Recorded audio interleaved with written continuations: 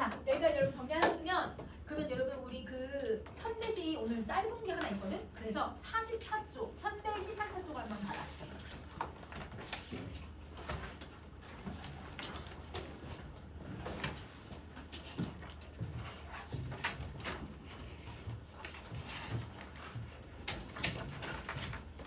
자, 여러분 이 작품은 현대시 44쪽. 근데 아주 옛날인데 2005년 그 교육청 4월 모의고사에 한번 출제가 됐어요. 근데 여러분 우리 때 이 현대시가 연계될 때 어떻게 연계되지 얘들아? 하나의 작품은 그대로 연계하고 하나는 작가 연계를 시키는 경우가 좀 많단 말이야. 그러면 여러분 이 이성복이라고 하는 작가 여러분 연계됐네 원래. 여러분 모의고사에서 이 사람 연계됐는데 작가 연계로 언제 됐어? 3월에 얘들아 시 어려웠던 거 두 개 있었지. 바다하고 여러분 그 사가 나왔던 거. 서해가 이 사람의 작품이에요. 그러면 여러분 아 작가가 연계됐으니까 이 사람 이제 안 나오겠다 이렇게 생각하면 안 돼. 여러분 2018년에 여러분 그 9월 모고에 여러분 현대소설이 관촌수필이 나왔는데 수능에도 관촌수필이 나왔어요. 여러분 평가원에서 나왔는데 그거 그대로 나온 적이 있어. 그래서 여러분 나온 게 잘 안 나오는 게 추세지만 그래도 방심할 수는 없다. 그래서 여러분 이 작가에 대해서 한번 정리 한번 해보자. 자, 이성복이라고 하는 작가는 어떤 시들을 많이 쓰냐면 자연하고 인간의 삶이 비슷하다고 생각을 하는 거예요. 그래서 자연과 인간의 삶, 즉 자연사하고 인간사가 대응된다라고 생각을 하는 거예요. 그러면 자연이 이러니까 인간의 삶도 이럴 거야 라고 생각하는 거. 여러분 얘가 이러니까 얘도 이럴 거야 라고 생각하는 거 이거 어떤 서술 방식이야? 유추하지. 그치? 그러면 여기서 이러면 유추의 방식으로 글을 쓰는 경우도 많이 있어. 자, 근데 자연이 이러니까 나도 이렇다는 건 자연과 자신이 비슷하다고 생각하는 거거든요. 동일시의 기법을 쓰는 경우도 있어요. 자, 그러면 두 번째, 여러분 우리 이제 모의고사에서 기출해서 현대시를 평가원이 출제를 할 때 여러분 제일 좋아하는 여러분 주제가 뭐예요? 현대시에서 고통을 겪잖아요. 그걸 뭘 해야 될까요? 극복 의지를 갖는 거예요. 이게 수능에서 제일 좋아하는 현대시의 주제예요. 그래서 고통과 여러분 절망적인 순간에 이걸 극복해보겠다라고 하는 내용을 드러내는 게 이성복 작가의 특징이야. 자, 그 다음에 세 번째. 그러면 인간이든 자연이든 생명에 대한 긍정적인 모습을 드러내는 게 여러분 이 작가의 모습이다 라고 생각해 주시면 되거든요. 그러면 이 작가의 모습을 여기 작품 이제 한번 해석을 해볼 건데, 자 우선은 여러분 여기서 자연하고 인간의 삶이 대응될 거라고 했으니까 찾아보자. 그 열은 나무 백일홍은 무사했대요. 여러분 그럼 여기에 나무 백일홍이라고 해서 백일홍 나무라고 하는 시적 대상을 제시하고 있는 거네. 그럼 얘가 동일시를 할 수 있는 대상이 되겠다. 그치? 자, 한 차례 폭풍에도 그 다음 폭풍에도 쓰러지지 않았대요. 그러면 자, 여기 폭풍이라고 하는 단어는 얘를 얘기하고 거 아니야 얘들아? 고통스럽고 힘들게 만드는 존재들. 그러면 여러분 우리 세모 표시하고 있는 애들은 선생님이 그러면 시련, 고난, 고통을 주는 존재들 이렇게 정리할게. 그러면 여기에 우리 세모 누굴 표시해야 되냐면 폭풍이 왔죠? 시련이 와요. 근데 여러분 그 다음은 여러분 폭풍에만 표시하지 말고 그 다음 폭풍에다가 표시하세요.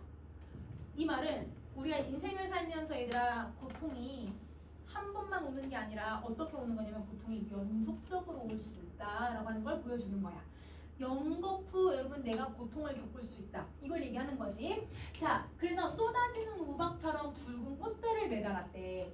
여러분 그럼 나무는 저 힘든 고통을 이겨내니까 뭘 했냐면 꽃을 피워낸 거네. 그러면 이때 꽃은 여러분 어떤 역할을 하고 있냐면 이 나무의 결실이에요. 그러면 선생님이 얘들아 결실들은 다 동그라미 표시할게. 그러면 여기서 얘들아 고통과 절망의 순간에서 얘가 극복을 했잖아. 그러니까 결실을 이뤘다고 보는 거죠. 자, 근데 그걸 무슨 표현법으로 표현했어요, 여러분? 우박처럼. 지구거든? 근데 여러분, 우박은 어떻게 내려요? 갑자기. 그쵸? 우박 갑자기 내리죠? 그리고 우박 우두두두두두 많이 쏟아진단 말이야. 갑자기 많이 꽃들이 핀 거야. 이걸 붉은 꽃을 우박처럼 표현을 한 거지. 자, 그 다음 갈게. 이연. 그 여름 나는 폭풍의 한가운데에 있었습니다. 여러분 여기 나라고 하는 시점 화자가 여기 들어가네. 자, 이 화자도 여러분 저 나무처럼 폭풍의 한가운데에 있었대요. 그러면 나도 고통을 겪은 거죠. 자, 근데 그 여름 나의 절망은 장난처럼 붉은 꽃들을 매달았대요. 자, 근데 여기서의 붉은 꽃은 아까 위에 1년처럼 결실을 얘기하고 있는 것 같진 않아. 왜냐면 내 절망이 붉은 꽃을 매달았다는 건 이게 절망을 뜻하는 거거든. 그러면 여러분 이 붉은 꽃은 세모 표시해줘야 되는 거네. 결실이 아니라 나의 절망인 거예요. 내 절망이 얘들아 장난처럼이라고 표현을 했거든. 시규. 자, 그러면 왜 내 절망이 얘들아 장난처럼 여러분 생겨나냐면 여러분 절망은 갑자기 오거든요. 여러분 믿을 수 없게 오거든요. 여러분 장난을 친다는 건 그냥 여러분 갑자기 뭔가 얘들아 가볍게 혹은 여러분 내가 의도치 않게 이런 의도가 들어가는 거거든. 그래서 내 절망은 의도치 않게 갑자기 오더라 이렇게 얘기를 해주면 돼. 근데 여러 차례 얘들아 이렇게 절망적인 순간이 있어도 여러 차례 폭풍에도 그럼 여러분 여기 또 여러 차례 폭풍 연거푸 얘들아 고통을 겪더라도 쓰러지지 않았대요. 그러면 나도 폭풍 속에서 쓰러지지 않았고 나무도 폭풍 속에서 쓰러지지 않았다는 건 똑같은 상황이지. 그러면 여러분 여기서 나무 백일홍하고 나는 뭘 하고 있는 거야 얘들아? 대응되고 있고 동일시되고 있는 거죠. 자, 대응하고 동일시. 그러면 나무도 저러니까 나도 저러는 거 아니야? 그럼 이거는 이럴 거라고 생각하고 있으니까 유추하고 있다 라고 생각하면 되죠. 자, 그러면 여러분 그 여름이라고 했어. 그러면 1년하고 2년에서는 그 여름이라고 했으니까 이거 여러분 시간이 지금이에요, 과거예요, 현재, 미래예요? 과거에 대해서 얘기하자. 맞아. 이건 과거야. 내가 과거에 경험했던 내용들을 얘기하는 거야. 그 여름에 경험한 거. 자, 그 다음 넘어지면 매달리고 타올라서 불을 뿜는 나무 백일홍. 그럼 나무 백일홍이 어떻게 불을 뿜지? 불을 뿜어내는 게 아니죠. 불은 무슨 색깔? 붉은 색깔. 근데 얘가 아까 뭘 피웠어? 붉은 꽃을 피웠잖아. 그러면 여기서의 불은 원간염이 숨어있네. 은유법이고 그럼 원간염이 붉은 꽃. 이거야, 붉은 꽃. 자, 그러면 이 나무 백일홍은 넘어지면 얘들아 매달리고 타올래. 이러면 넘어진다는 게 뭐예요? 시련을 겪거나 고난을 겪을 때마다 얘는 계속 타고 올라간다는 거잖아요. 그러면 여러분 이게 고난이 와도 이겨보려고 계속 하는 거야. 이 나무는. 자, 억센 꽃들이 얘들아 왜 꽃들이 억세? 강인하게 익히잖아요. 그러면 여러분 이 억센 꽃들은 계속 극복하려는 의지를 가지고 있으니까 억센 꽃들은 두어평 좁은 마당을 피로 덮어버렸대. 여러분 자 여기 나무가 있어. 이 나무에 얘들아 지금 빨간 백일홍이 피었는데 근데 마당에 피가 덮여졌대요. 마당에 어떻게 피가 오지? 피가 나오지? 이 피도 무슨 색깔이야? 빨간색이잖아. 그럼 이때 피는 뭐라고 봐야 될까? 꽃잎이 진 거예요. 그래서 바닥에 꽃잎이 깔려있는 상태죠. 그러면 여러분 이때 피도 원간염이 숨어있으니까 은유인데 여러분 이때 얘들아 원간염은 뭐라고 해석해야 되냐면 바닥에 떨어진 꽃잎. 떨어진 꽃잎이. 자, 그러면 여러분 꽃잎이 딱 떨어지는 걸 봤을 때 장난처럼 내 절망이 끝났대요. 그럼 여러분 꽃이 얘들아 다 지고 나니까 근데 여러분 내가 왜 얘들아 절망이 끝났다고 생각하냐면 이연에서 내 절망을 뭘로 봤지 얘들아? 붉은 꽃이라고 봤거든. 그러면 얘도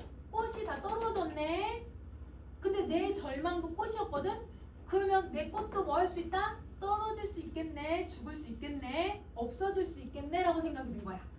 그러면 여러분 자, 내 절망이 끝났다라고 얘기를 했으니까 절망이 끝난 상황이 나의 결실인 거죠. 자, 그러면 여기서 장난처럼이란 말을 썼거든요, 여러분. 그러면 요거 편법 두 개를 쓸 건데 여기 선이 칸 적어가지고 여기다 쓸게요, 여러분.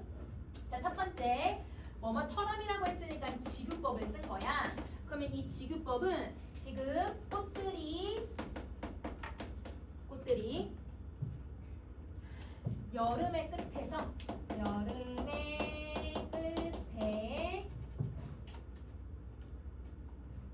다 떨어진 것처럼